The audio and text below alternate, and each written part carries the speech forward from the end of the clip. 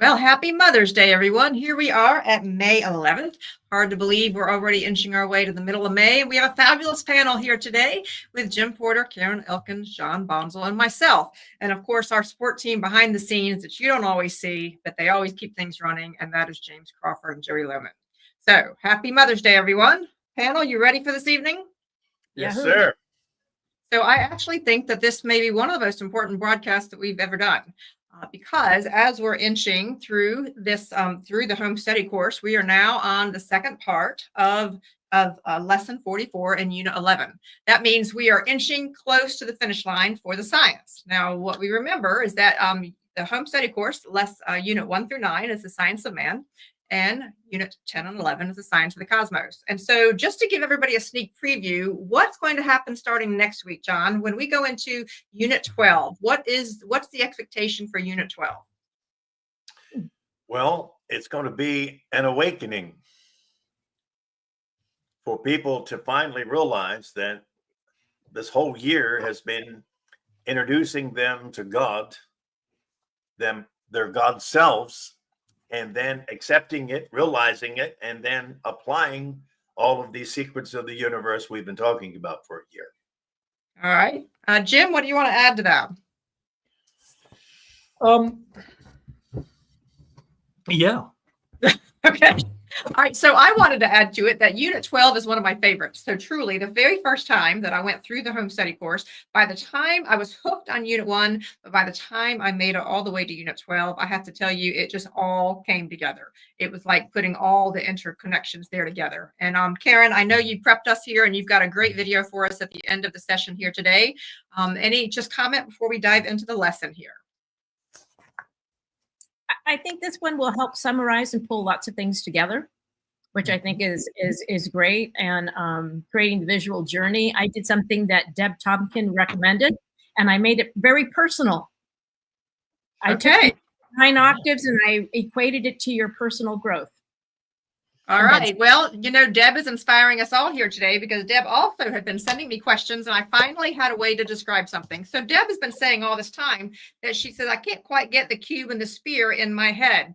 And I was finally shown deep in meditation about how to do this. And this is, if we were to look at a mini sphere, I'm going to come over here to the document camera, but this is how it finally realized is that the sphere, okay, the sphere is the interlocking there at the corner of each one. And so I wanted to bring that up because as I was even playing with this child's toy, then all of a sudden you squash it down and all of a sudden you have the building blocks of matter. And how it finally hit me, Karen, is you actually had gifted us something that we didn't even recognize when we've been watching your videos.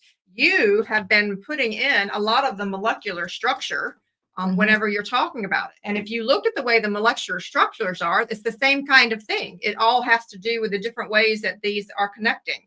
And so I just wanted to let you all know that this was a simple child's toy. John, I'd shown you this years ago. You loved this child's toy where it's the little spear magnets. And you actually, if you were to get this, we'll add it to our website so you can have where we have the list of toys. You can actually build matter all day long. And just imagine if you were doing this in the cosmos. Yep. How fun is that? That's all it is. That's all it is. That's all creation is, just building matter. It actually creates form and function. So as it arranges itself, it creates a form, and each form has a function. So our goal here, we got through the first half of the lesson last time. I want to say hello to Bonnie, hello Dee, hello to all of you that are with us. We're thrilled to have you on board with us. Some ahas came to me even as we were going through this. So I'm going to ask if we could have our panelists go over here to page 832. Now, John, if you could, we were talking about trees. We were talking about trees at the end of our lesson last time at the top of page 832 and just talking about how the branches from their body. And I really want to dive into that section where it's bracketed. So can you just kind of summarize a little bit about the branches and then go down to the note at the speed of light? Let's see here. I may have to just go back a couple sentences here. Well, I guess the basic thing here is that we discussed how there was as much of the tree above the ground as below. Yes. Yes. Okay. And each is equal to the other. All right. And I will read here. It says rhodium and lutetium have extended more such branches from their bodies, and these have strengthened the main trunk carbon so that it can extend even stronger branches until the trunk can bear no more, and the strength to support them breaks down from the very strain of it and explodes the whole 9 octaves back into the very fires whose heat rays gave them birth. Now, isn't that interesting? So I think we've discussed this earlier. Everything's trying to turn itself inside out, and that's what's happening right there, right? Is that once it reaches, and that's where Jim loves his carbon, right, Jim? Give me carbon. Well, I had a major aha with that next paragraph. So let's keep going because I have something else to show you all. It said, note that the speed of light has not developed in any of the other 8 octaves preceding our 9th one to produce incandescence in them, and not then until carbon has at long last filled its hole. So do I understand, Jim, that they're saying that carbon is the one who has incandescence? Yeah, where it is reached. Okay. It literally creates mini star. Mini stars. Yeah. Well, and then it said density then increases from the outside in. Okay. So I had a big aha during my meditation. So what happens is when we see these posters, okay, from Walter, they look pretty comprehensive, and it can get pretty complicated when you don't understand how it actually puts together. So when finally what I was shown, and I'm going to show you the Russian nesting dolls, density then increases from the outside in. So here's what I was shown in my mind's eye. If I were using little Russian dolls here, let's see if I can, let me go here. So here, Russian dolls. So if this was, let's just say that 9th octave, okay, and then we go down and we get a little bit smaller, okay, and then we go down. And so what we do is if we're going through the cosmic clock, we're actually compressing and we're compressing and we're compressing. Uh-oh, I just lost her. We're compressing. And so what happens if one of you want to get a set of Russian dolls, what's very, very interesting is that literally, let me go over here to my document camera. We are compressing and compressing and compressing. So no wonder by the time that we're getting down to this point in time, no matter that we're getting down to compression, no wonder it feels a little tight. I mean, I don't know about you, but if we're really that expensive, we then start the process all over again, do we not? And then we go through and we begin to expand, and we begin to expand, and we begin, whoops, wrong camera, sorry about that. We begin to expand. And what tickled me was that we actually keep expanding and keep expanding and keep expanding and keep expanding. And that, in fact, is the cosmic clock, in and out, in and out, in and out. Does that resonate? That's beautiful. I love it. Well, because what I was struggling with when I was studying these things was that I kept thinking that the octaves were like higher and higher and higher. And finally, when I was studying, I was deep in meditation. You too can have your own Russian. I was deep in meditation when I realized that it's not higher and higher and higher. It is a nesting. And if we understood this process, that it's all nested, we wouldn't, because this is how our senses deceive. And then I'll hush and ask the group to comment. Our senses deceive because when we see it like this, we're thinking that we need to be going up or down. Or if we turn it upside down, okay, we tend to think it is. But it's really much more of a nesting process, which is why, and then I'll hush. You're good. Which is why Walter Russell was trying to show us in all these variations. But it's hard for us when we don't quite get it. Panel, what do you think? Brilliant. I only have one question for you. Did you consult Vladimir Putin before you ordered those Russian dolls? I mean, oh man. The secrets of the universe are in those dolls. I mean, you just exposed it. Well, do you remember? So everybody who's watching, from the day I walked into this museum, I kept having the divine tell me creation is child's play. Can you please put that in the chat box? Creation is child's play. And for me, it has been a joyful discovery to go through the Russell work and find out that there is a child's toy that just about can describe every single one of the Russell concepts. Yeah. Do I get points? Woohoo! You get points. You also get points for pointing out over and over again that you have these moments of your aha moments. And this is a great time to remind people that is literally a mini illumination. and they add up and add up and add up to eventually you have the grand law of illumination. I am such a cosmic nerd. I come into this place 2 hours before we do our broadcast. I've got my images. That's why I cannot describe enough to all of you that please go and get these posters. James and Joey will put in the chat box where you can order them from the philosophy.org website. But the more you have this stuff around and the more you look for where they show up in your world and you spend time in meditation, oh my goodness, it is just such joyful discovery. And all of a sudden, you're not getting all hung up on the most recent politics or Netflix series because cosmic secrets are so much more fun. Kimberly, they also look like the lenses. They do look like lenses. Yes. They look like lenses. That they come in, yeah. So they're like the lenses also. All right. So let's keep going then. Because here's the thing with the home study course is we're not here to teach everything in the home study course. John, would you remind everybody that when we first started this process, why did we agree to do this? Why did we agree to do this year-long home study course as a podcast? Well, we wanted to reach out to humanity and see if we could awaken a few souls to their God selves. And so here we are. What are we, approaching 11 months now? We are inching close to our 12th month. 12th month. So maybe we all congratulate ourselves. What fun is that? Okay. So, and all of that illumination came from one sentence. One sentence. So just an encouragement, because that is, Jim, what Leah Russell said, is that illumination comes one word at a time, correct? Yeah, absolutely. Yeah. One moment at a time. Yeah. How fun. All right.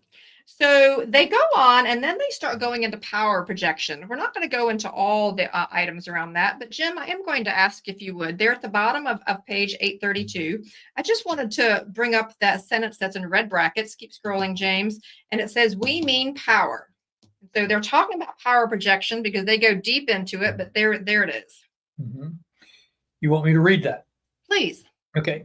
We mean power to destroy missiles in those other countries or anything underseas by the destroying of very metals themselves within which their explosive material is encased, in other words.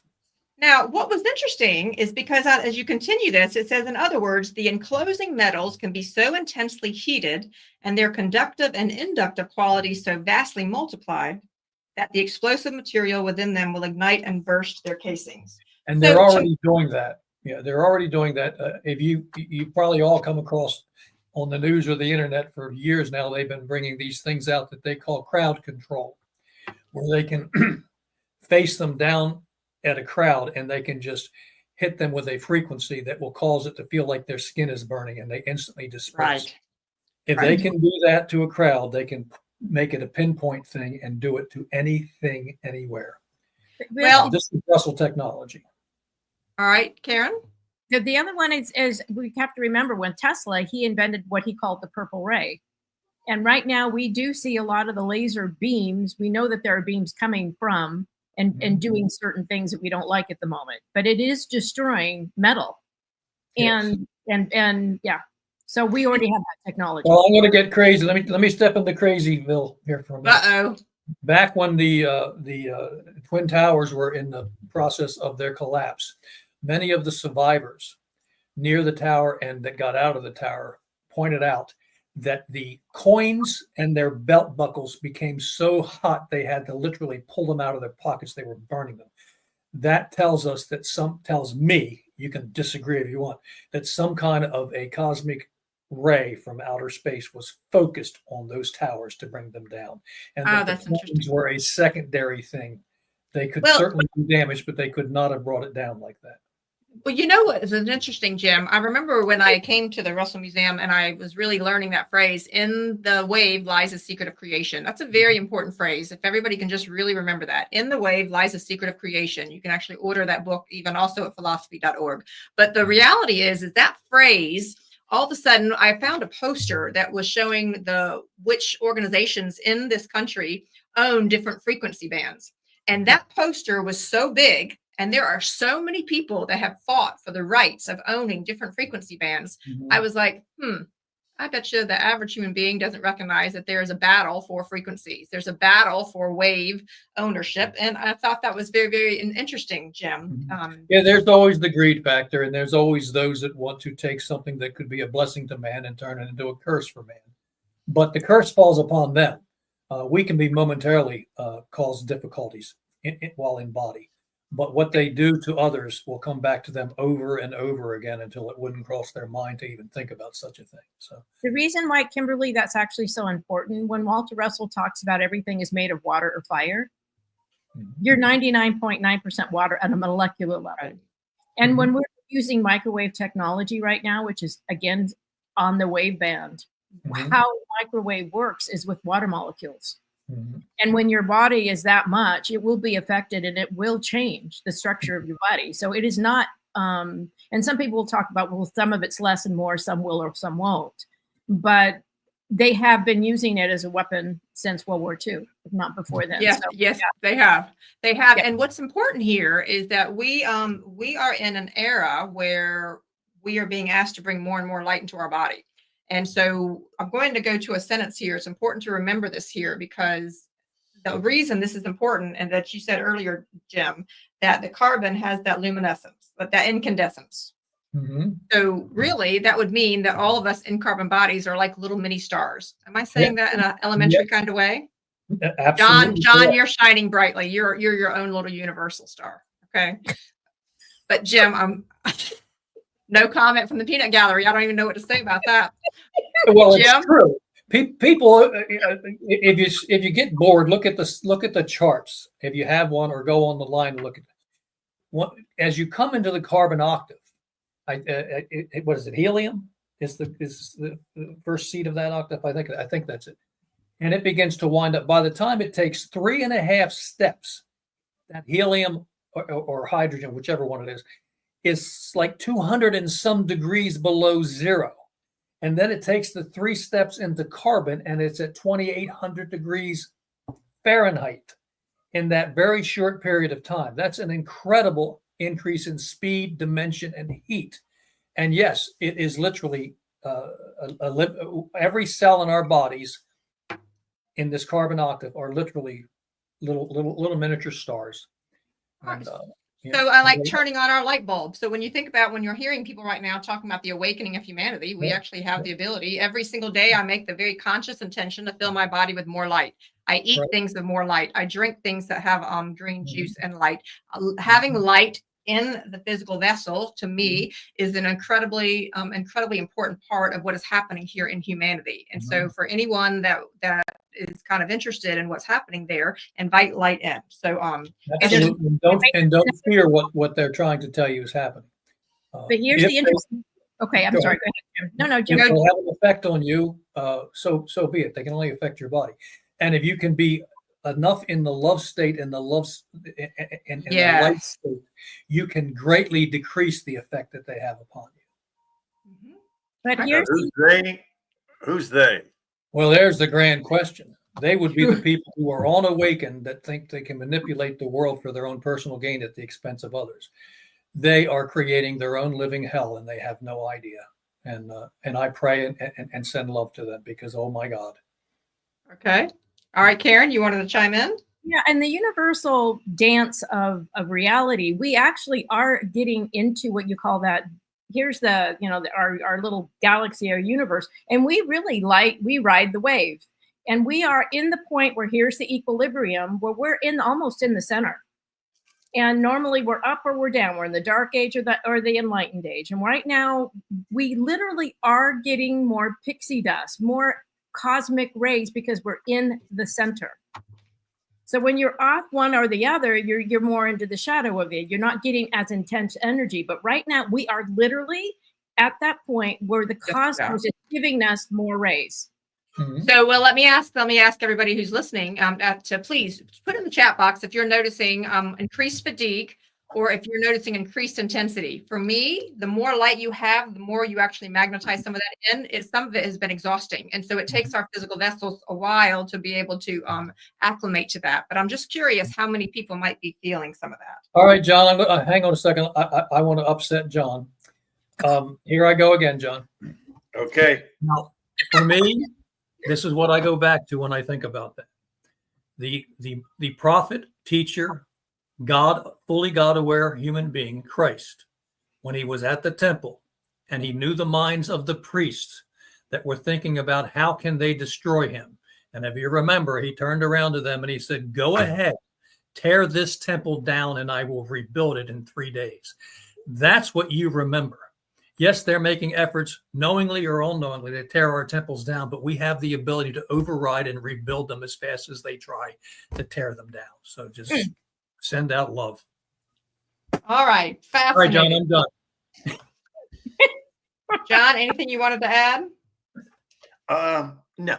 Okay. All right. So I'm going to go ahead and jump down. I'm going to go ahead and jump down to page 834 and let's dive into this fabulous word called transmutation. All right. So this is very, very fascinating. So there it is right there, transmutation. And so, John, I was actually working at Westinghouse recently. And if you would, before we dive into this, would you share the story about what Walter did and how he got recognized at the Westinghouse labs by the American Academy of Science? Yeah.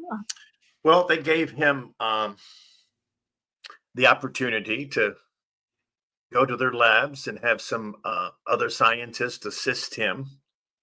And what he did is he took a piece of tungsten that was wrapped in silk and it was put in a vacuous tube, and they ran 1,000,000 volts of electricity through that piece of tungsten. And the only thing that was in the tube after they electrocuted it was helium gas.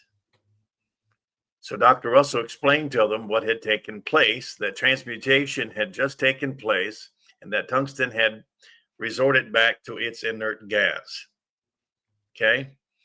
Well, they were in disbelief and said, nah, there must have been some kind of leakage into the thing or whatever. So anyway, he repeated it 17 times for these people.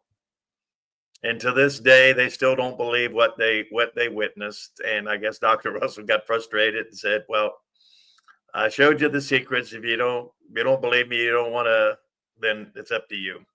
Now they did award him a doctorate in science, correct? Well, it wasn't Westinghouse, though. No, I mean, with the American Academy of Sciences, I said. It was just done at the Westinghouse labs. Okay. Which was just an interesting part of the history, I thought. So for anyone who has not heard about this story, this was a man with a 4th grade education, correct? Mm-hmm.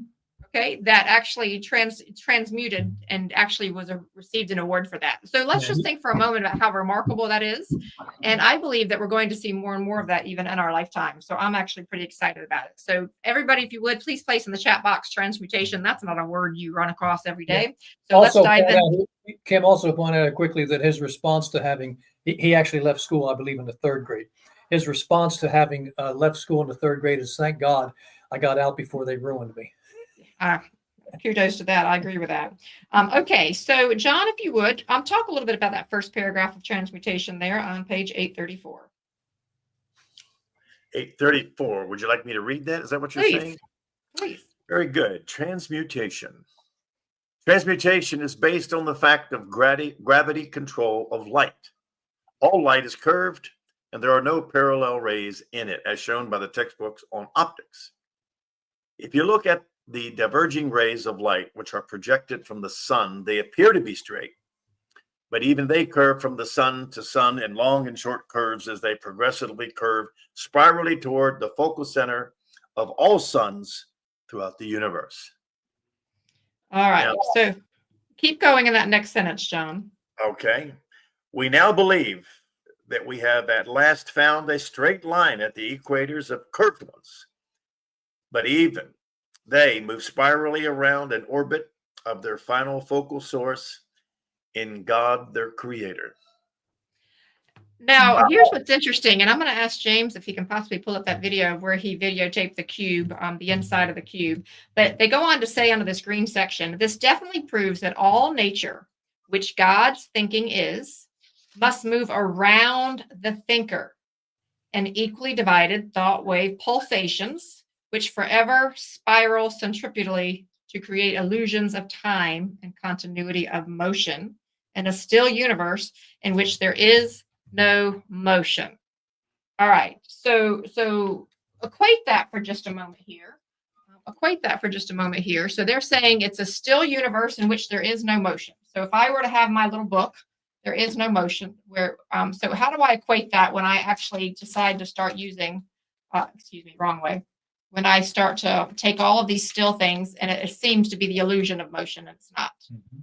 Can I give a thought on that one? And then John and Jim tell me if I'm right. Imagine we always see like the ocean and it's placid, or a river and it seems placid, but then you always have what they might call a black hole or an eddy. And so when you see the eddy or a tornado, it comes out of the stillness, but it creates and captures you in kind of a vortex, which literally you're spinning around. So if you're a fish and you're stuck in that eddy, you're kind of thinking you're stuck there for a while until it releases you. But to me, that's a way of kind of saying it's still there. You're stuck in an eddy and it's spinning, and you just think you're trapped in that eddy for some time. Yeah, that's how I feel. Go ahead. That's how I feel when I'm in the car with my Karen driving. I feel like I'm trapped in an eddy.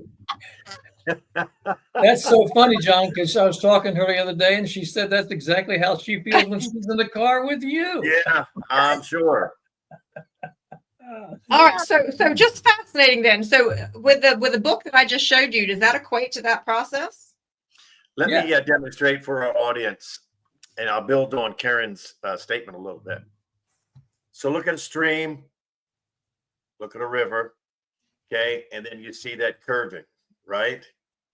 So we just talked about how you have zero.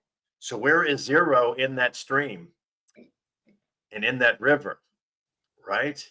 So the reason that rivers and streams are curved and bent is because this is the motion that you don't see, that energy. Right. So it's carving it out on this side, comes under, comes up, carves it out on that side, but it always hits that rest point in the center, which is the level part of the river, right? So starts from zero, returns to zero, right? Two-way motion, that's it. So if anybody's ever thought about, well, why are streams and rivers curved? Now they know it's a spiral universe. Yeah. It's a spiral universe, yes. Jim? And that's why you see rapids versus still slow-flowing water versus rapids. As it narrows, that causes that spinning John's talking about to increase and multiply, and then it begins to move faster and take on more density and actually performs that thing we call work, which is what all dams do. Which is work. Work it. So before we take our first break, I do want to bring up what Deb said. So Dee, thank you. I've been thinking about you and searching for a way to be able to bring this up. So Dee says this: your demonstration of the cube with the spears at each corner and the Russian doll example has helped me so much. I'm now drawing cube and spears both inside out and connecting to each other. Voila, my job here on the universe, on the planet is done. Done. She's made it. Now, go ahead and send Dee her certificate a month early. She's made it. All right. So for all of you that are new, just please drink in the joy, drink in the light from the conversations that we have. How fun is it? The whole premise was if you can read and count to 9, you can master the secrets of the universe. So be proud that you're still in. We take a 3-minute break at try around every 30 minutes. Brain get a break. I've been keeping the same quotes around the 3 omnis to give your brain a break so you're not having to think harder in the breaks. So enjoy, and we'll see you in 3.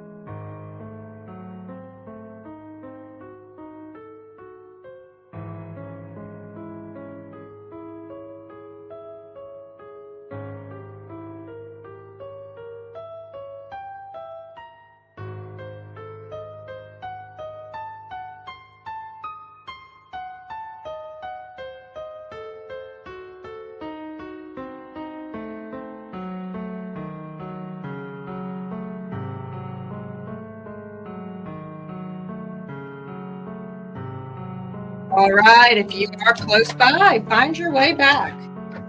You know, when you have these Cuban spheres like this, you begin to realize how malleable matter is, because boy, is it hard to manage. If you didn't have magnetism, it's very hard to get cubes and spheres to cooperate. So there you go. You know what I'm wondering? I wonder if there is a doll-like system like that that puts Kepler's nested geometry together. I bet there is. Probably. And that would even be even more accurate, but the same concept. All right, so there you go. Let's go ahead and continue then. Now, please understand, this is a. Now, James, did you happen to have that video with the cube? Is that a yes or no? James has left the building.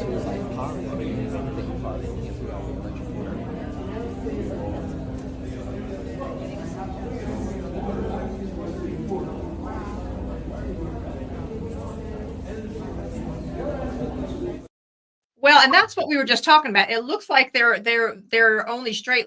There's curves in there, but there's not one curve at all. It's all just a box. But it looks like you have curves. That's what that paragraph was talking about, was it not?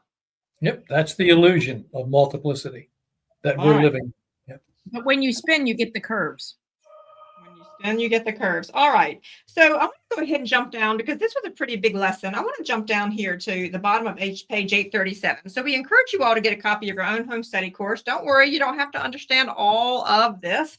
But the thing that you want to take in here is I want to go down to where it was talking about the green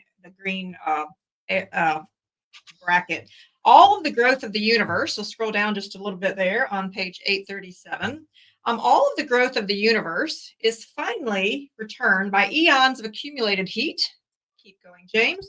Heat through the growth process of this curved universe, as outlined above. They go into a lot of detail, which repeats itself over and over again, for God will never cease to think. So there's always this need for creation, correct? Never always think. Okay, Kimberly, can I have a thought on that one?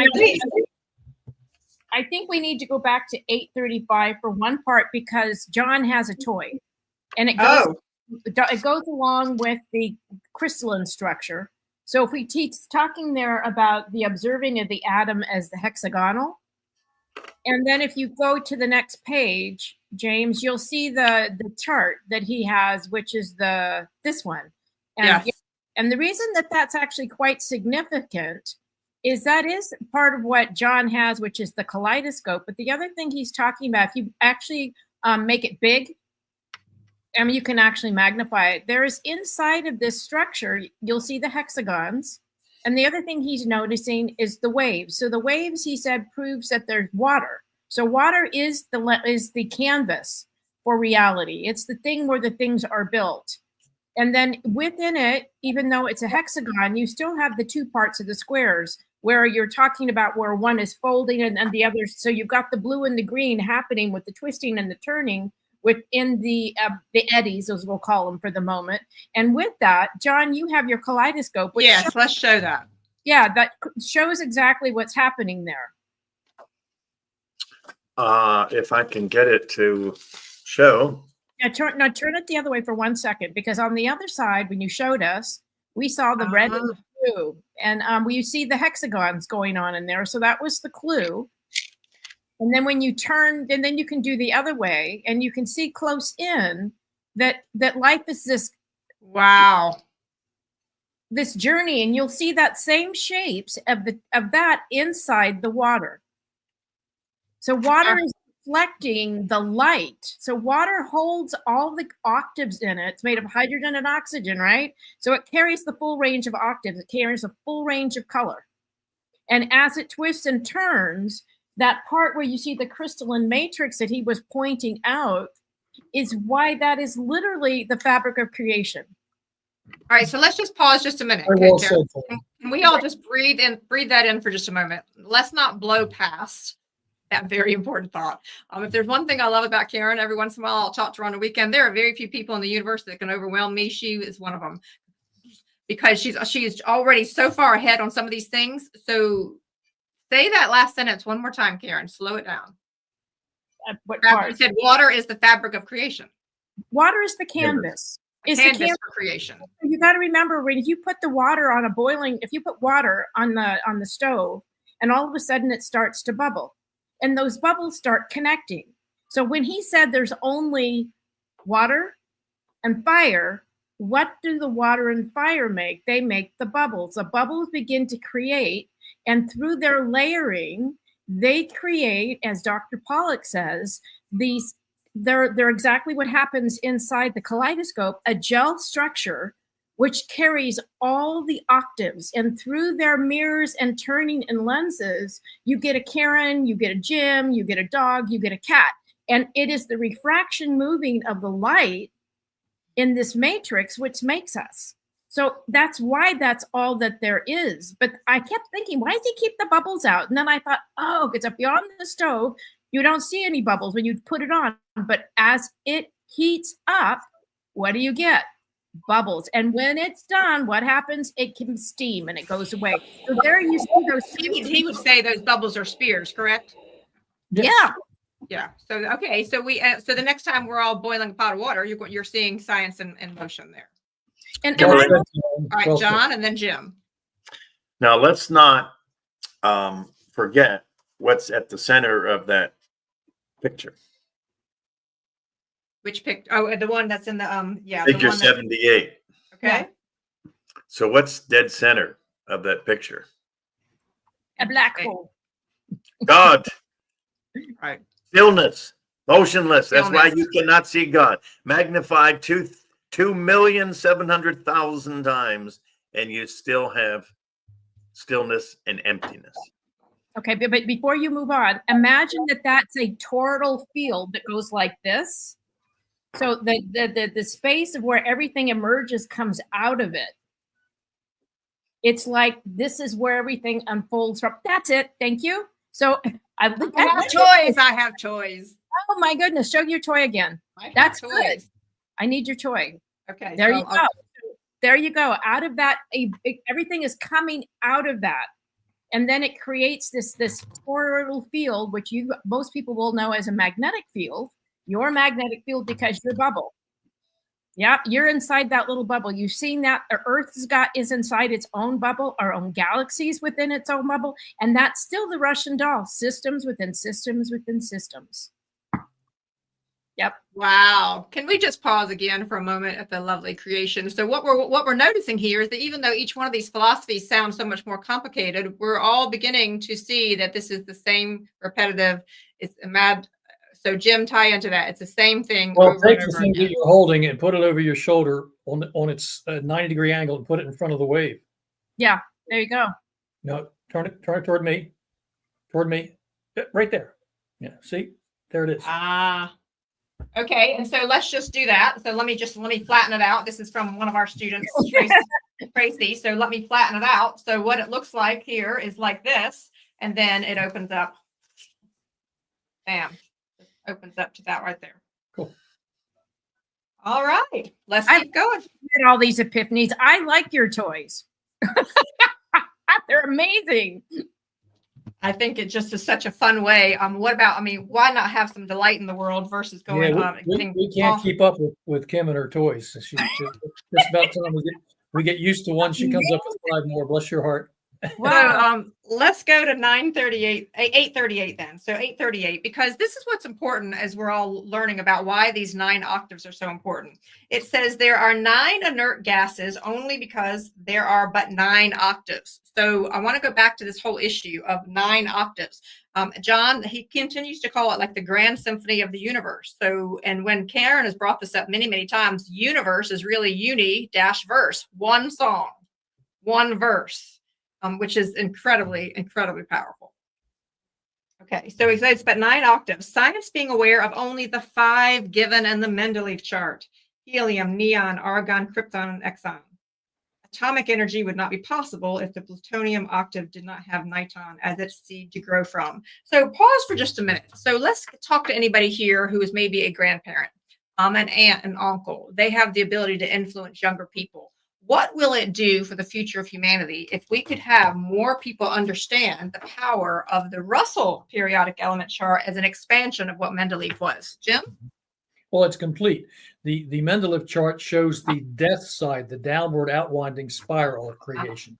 It does not show the winding upside, which the Russell chart does. That's what completes the science and makes it whole. That's the invisible divine, as John pointed out, that we cannot see, and the Russells point out over and over again, but through meditation and contemplation and communion with Source, we can know.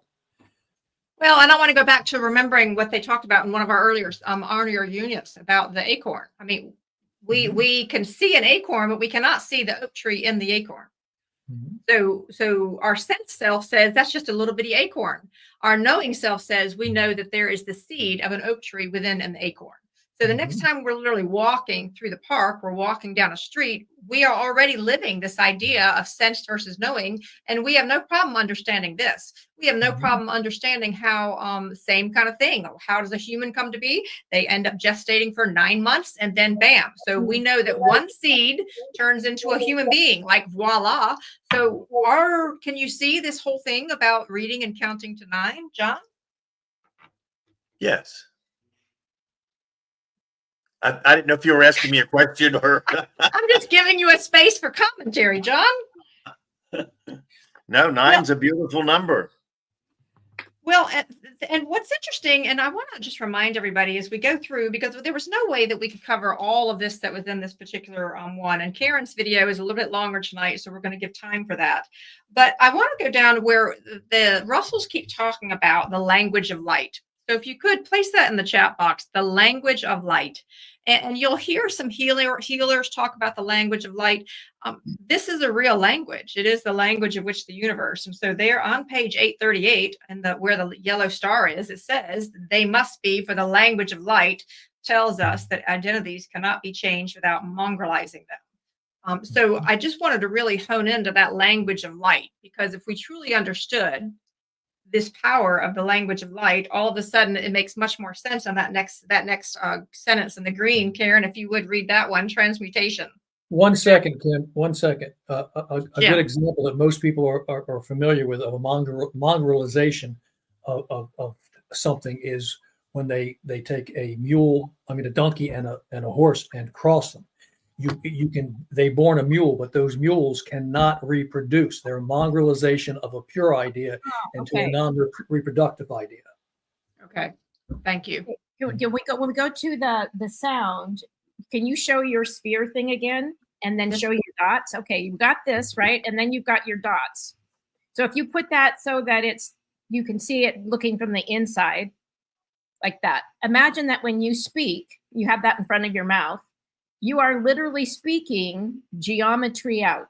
That's what you're doing. You're literally speaking that geometry. And if you took your points of the straight line and those little balls, the little magnetic balls, okay. every time you speak, you're creating what they call cymatics. You're creating patterns in the air. And it's like what it is, Walter Russell talks about pulsation, light off, light on, the binary code. So what you're doing is you're connecting the dots, turning them on and off, and creating a geometry, which you understand, which is like cymatics. So you imagine that your own sphere, not only then, and if you turn it sideways and you know that your body's sitting in it, you illuminate your gases, actually expand out, because remember, now you've got bubbles inside of you. You've got all of this hydrogen and all this stuff. It actually emanates gases, which is your frequency and your vibe, which people come by and feel. So if you can imagine the way that happens, you're speaking it into your own existence, you're putting it into your field, and when you speak, you're creating geometry. All right, so slow down. Stop right there. Stop. We're going back. When you speak, you're creating geometry. So let's just pause for a minute. That's just, I thought, was a very important statement for us to understand, because this is why people underestimate what we radiate out in the world and why that's so very important. Jim? We were told that in Genesis, remember? I'm paraphrasing here. God told Adam that he would name all the creatures of the field and the plants of the field or whatever. And by doing so, he would give them their personality. That's frequency. That's science in Genesis, talking to a very primitive man so that as we evolve, we can look back and go, oh, that's what he was teaching us there. Well, things made into words are frequency, and frequency manifests concept, and concept is embodiment. So if we were to, so words are one way, but our whole frequency wave pattern is what actually sends out the message. So let me ask the audience, and let me ask you all: have you ever looked at a flower or an odd animal on TV and thought, how many different variations? Like, really? I'll look at some of the animals that come from Africa and other countries, and I'm like, there is an amazing amount of creativity in the universe. John, when you look at your garden, do you not think the same thing? How many options there are? Yes. For example, right now, peonies are blooming all over the place. And I've got 8 different kinds in my flower garden. And I look about as I'm driving and see other creations. So that's just one particular plant that has the variations and the color sequences and the difference. And it is amazing. And all right, Kimberly, think about this, because this is a really interesting example. It's a really simple one. If you look at Dr. Emoto's work and the difference between what love looks like and what evil looks like or whatever, one is very distorted and chaotic and not symmetrical. And when it is in balance and in harmony with love, it is symmetrical, it is beautiful, and it shines. And that's why you respond to everything with love. You change its effect. All right, so I'm going to ask. That's why we should listen to hard rock and heavy metal music. That will make us nice and balanced and rhythmic and relaxed. No, yeah, I know you're being facetious there, because that's part of what happens. This world is trying to make sure that we're not peaceful. This world works very hard to keep us in a chaotic wave pattern. And then when we're always listening to the television, to the music that we're not choosing, and we're not tuning into that stillness, this is why so many people. Why do you think these things are, why do you think all of this technology? You know, I was actually, and so when we think about the practical application of what we talk about, I was in a convenience store the other day, and I was in line, and I couldn't help but think, wow, the convenience store really is like a little mini version of the Matrix. All you have to do is look at everything that isn't good for us. I've got alcohol, I've got sugar, I've got cigarettes, I've got vaping, and so you literally can just scan. And one of the first things I ever said to John when I came into this particular museum was, I was like, I bet if we had somebody who was just bored, had some free time on the side, I bet they could take every natural consumer product, and I bet they could map it out about where they're trying to block us. Because if we are, in fact, here at the carbon octave, okay, and we're moving up, there is a reason. So I'm holding it upside down, so just hang with me. There is a reason, my dears, that when we are here at carbon, okay, there's a reason that the next octave is silicon. Anybody recognize Silicon Valley? Hello? Yeah. As soon as you start connecting these, there is a reason, okay, that all of these things are in our way. And I haven't done the research. I'm not hanging out on the weekends deciding which, why is there aluminum in our deodorant? I'm not hanging out to see which stimulant coffee's coming from, but I have a hypothesis. If any of you want to do this on the side, I bet if you were to try to take moving from carbon all the way up to silicon and up, that there is an attempt to try to keep us from accessing our own divinity, because they want us to believe that we don't have the divine inside. They're desperately trying to hold on to the frequency that they know. And it terrifies them to see us moving away from that and away from their control. And we're given the solution to all of these problems in Unit 1 of the home study course. How do we insulate ourselves against such things? Meditate and pray. And consciousness. So this is really important, because I am in no way advocating that we need to be worried about the world. I'm saying that part of our journey to rise in consciousness is to rise above it all. That's why they say to be in the world, but not of the world. And when we're making conscious choices, I don't have a problem with technology. I'm very careful about when I have technology interact with me. I don't have a problem with having a chocolate bar every once in a while. I don't have a problem with occasionally watching a TV show. But when I allow the outer world to disturb the inner world, then that is why we're having this home study course, is to bring us back to center. John? That was beautifully said, Kimberly. Thank you. You're just so full of energy tonight, John. So full of energy. He's dancing that cosmic wave.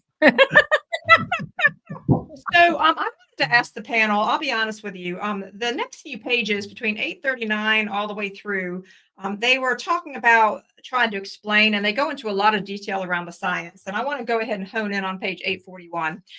I don't think it's the right thing. We've debated actually as a panel about whether we should even teach units 7 through 12. Maybe it should just be 1 through 6 over and over and over at some point because there's so much detail.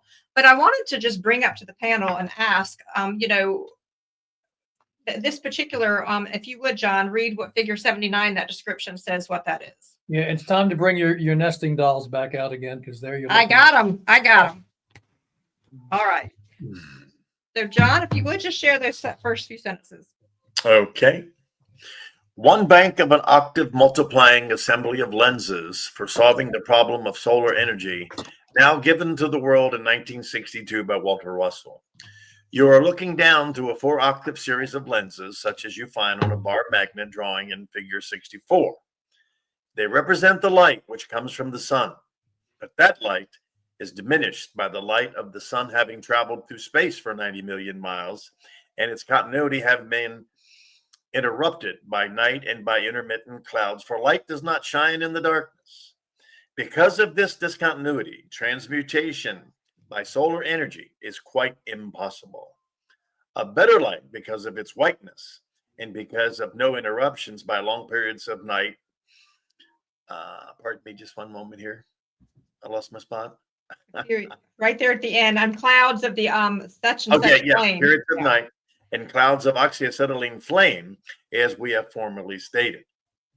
So I believe our friend Ken and our fellow Russell student Stacy are trying to rekindle. So lots of yeah. Well, and the reason I wanted to bring this up to everybody is we don't have to understand it all. Let me put my dolls aside.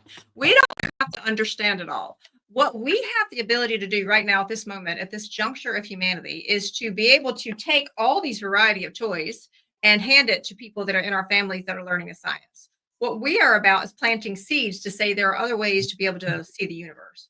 Do not get stuck in the way that the current schooling teaches us. And that I believe that already the seeds of our future thinkers, of our innovations, are already here. And so for all of us that have been working so hard to shepherd, I mean, John and Jim, you've been at this for 50 years, to shepherd this work. There's a reason why this work isn't popular. And I believe that now, just now, humanity is ready for it. So what would you say to those parents and grandparents who say, I don't get the science, but what can I do to inspire my son, my daughter, my grandchildren? Live it. Yeah, go ahead. Live it to the best of your ability. That will either inspire them or it won't. Just live. I would get them the latest iPhone and just let them spend 18 of their 24 hours on the iPhone, and that'll take them a long way. Yeah, well, I'm glad people they don't know you, John. They don't know you're joking. So that's, again, what we're trying to do. Everything we need to know is in nature. And Kimberly, I would say I disagree with I think what we've done, especially today, is show the science really well and show it simply because you brought all your toys. Mm-hmm. And so I think a lot of the things that look so complex are not that complex. And I think if you ever took out the part, because that teaches you how to live, that you can transmutate yourself. You can change your own octaves. You can, that's how you meditate. You change your state. And so I think if we actually give all that up, and then you don't understand the language of light, that you're literally speaking your frequencies and what you're made of into reality, and you're creating your own journey, I think they're missing the whole thing. I think that is the part where I think for myself, it's good to know to meditate, and it is critical. But for those people who don't have the discipline, this gives them the reason to. All right. Yeah. Many times people go through life thinking that they are the victim of the world, not understanding that they are the creator of their world. Yeah. Yeah. Creator of their world. All right. So we are at top of the hour. It's time for another 3-minute break. I'm going to ask the panel just to peruse the last few pages because I really do believe that this particular session, we should show the video and then have Q&A following the video. So everyone stretch a little bit. Okay. Breathe in some oxygen. And this is awakening, which you actually already know, Tina.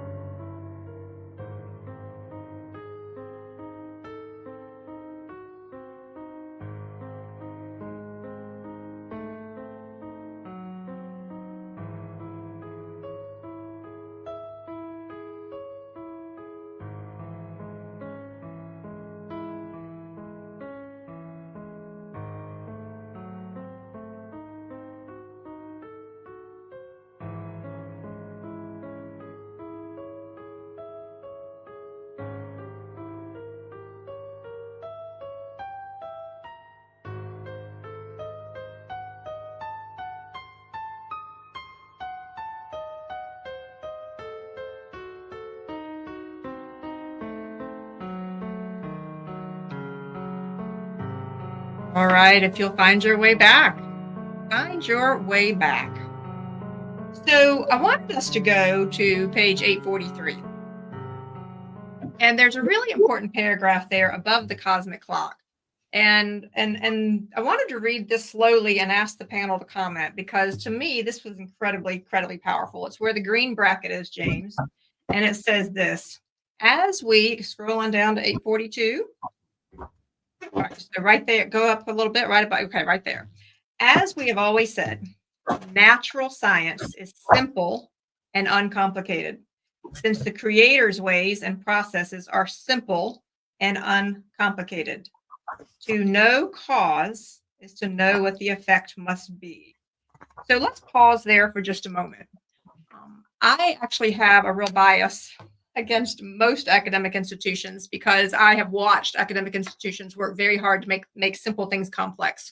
And that complexity has spread like a virus through our corporations, has spread like a virus through our schools. And when I first came into the University of Science and Philosophy, that was one of the things that I found so profound, is that it was one of the most untainted universities, in my opinion, in the universe at the moment. Okay, I'm sure I'll get an email about that.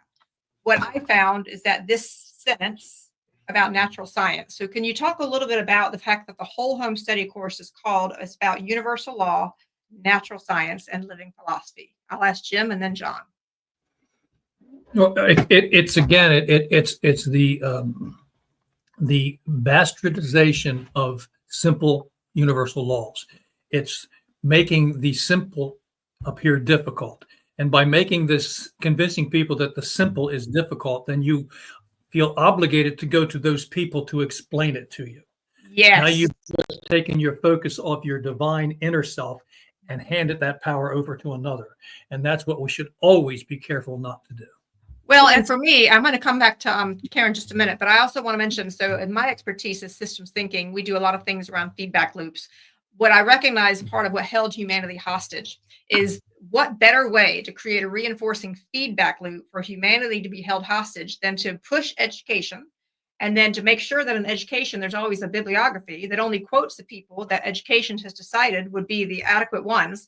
And then if you follow that line down the road, okay, then it becomes quite obvious how we have had a constriction of real creative thought and genius in our universe. It was literally pushed out of us. We have nothing, and the Russells say it in their writings. We have young geniuses, creative geniuses show up in our schools, and they spend the next 12 to 15 years knocking that out of them and developing parrot and repeaters. And the way they do that is they point out to them that if they do not pass this testing system that they have, if they cannot repeat and repeat and repeat what they've been indoctrinated to know, and understand that if they step outside of that box, they are ostracized and not worthy. So what happens is you have people that have been literally brainwashed, hypnotized into believing in limitations and that they can't get there without the group. And then you get groupthink. And as we all know, groupthink can be unbelievably hurtful and destructive against those that choose not to groupthink. Well, and I want to go back to our rhythmic balance interchange, my other toy from the very beginning. So there's no problem with having some education as long as you're balancing it with your time for genius and innovation and expansion. So it's very important, I think, that we don't get one way or the other, because there's value in both. Are we having it in balance? So Karen, you want to comment, and then John. I having run a school for gifted and creative kids, when they came into the school, they were always broken. And it didn't take them long to become okay because they could find their like kind, and then they could actually explore.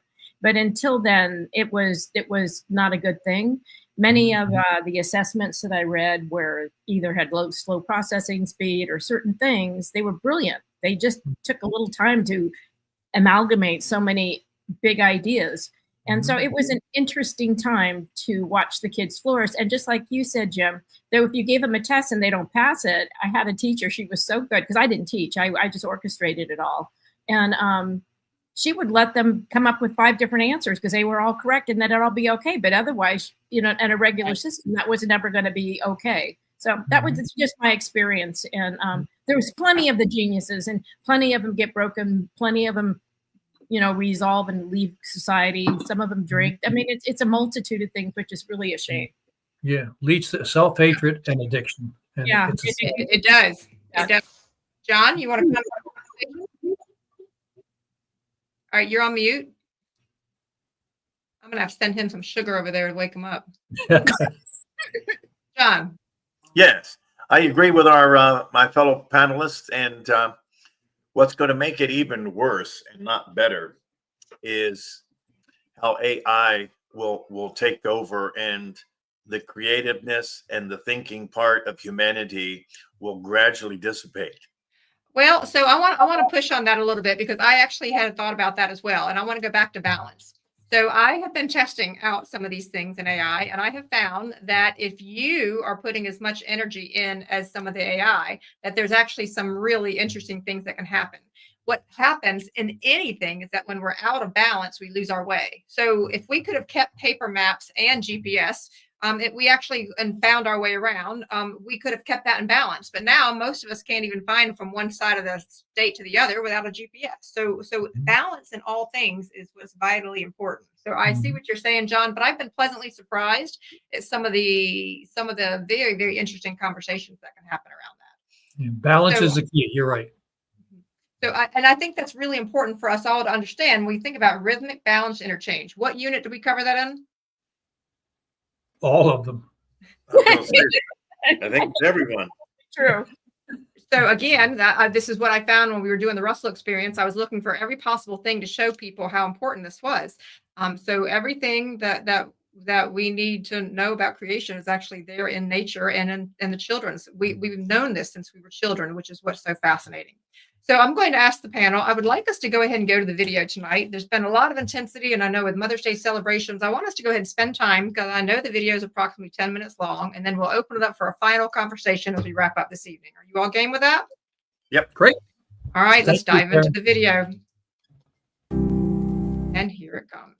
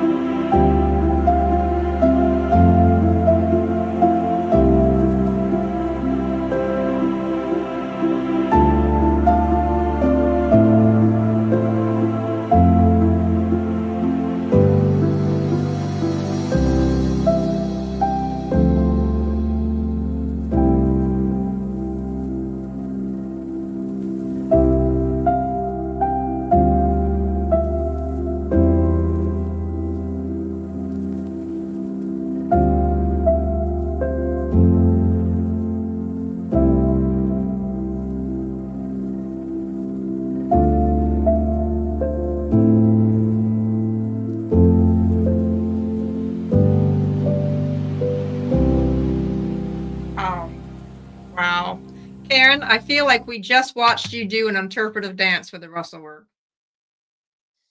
You're on mute. All of you, if you'll come off mute. There. I just think that made it a little bit simpler to understand in some ways, along with your toys. Mm-hmm. It was beautiful, Karen. Beautiful. Thank you. Well, you know what I find so interesting about that? And so let me go ahead and pull up. Deb says two things. There's two comments I want to capture, James. Deb says this. They were talking about, she said, this is why I came to the Russell work after 30 years of study in spirituality. The science gives foundation to spiritual understanding. And then she said about Karen's video, this has been an inspiring presentation. You know what I find so interesting, Karen? You know, we've tried to walk a very fine balance over this past year of making sure that we honor the Russell work and yet give us each the room to interpret some of the things that were going on. What I found with what you did this time is that you followed the flow of your own heart, and that heart came through. And I genuinely was touched by that, because what I am learning about this dance that we're doing with the universe is that it is about not having resistance, and it's about going with the flow of who it is that we are inside. And that's the gift that this work brings us, is each one of us are given the work so that then we may build more creations. Well, I think the interesting part, as above, so below, so within. So the more we understand how those principles work, that's it. And the other thing that, you know, we understand about the Russells, they went across various different cosmologies. And because of that, he was able to embrace many of the Eastern and the Western traditions and find the truth within each one. And so it's not like he was the only one who got the aha, because the aha is always nothing but the truth. And then everybody brings a different piece in, but by reflecting on some of the others who are saying the same things, but in a different way, then you can see that the world is full of this wisdom. And that we don't have to create the divide. We need to bring that collective bodies of work together to see that they were all saying a lot of the same things. Mm-hmm. Very powerful. Final comment, John? I was trying to come up with a Confucius quote to match subject at hand. But did you land one? No, I'm still working on it. Maybe all right. It'll come to me. He needs a special hat on. You know, everybody who's on this panel, including my beloved Kenneth. Yes. I got it. He who get God. I'm not sure that's a real one, John. What are we going to do with you? You know, one of the things that I found with Karen from the very beginning, and this is what John introduced me to her, is, Karen, you have such a lovely feminine interpretation of the way the science was. And I found that to be incredibly moving from day one. And so it's such an honor to have you on the panel. It's such an honor to have Jim and John. James and Joey, can't thank you enough. My beloved Kenneth Charles, who's in California today, we're doing some work with some other clients. And most of all, for all of you, as we wrap up here, I simply want to say thank you for the joy of being with us every Sunday night. So whether you're listening to us now or whether you're listening to this in the future, it is our great joy to do this and to keep bringing more light to the world. So for our panel, is there anything else that needs to be said tonight? To me, that video said all that needed to be said. Mm-hmm. That's beautiful.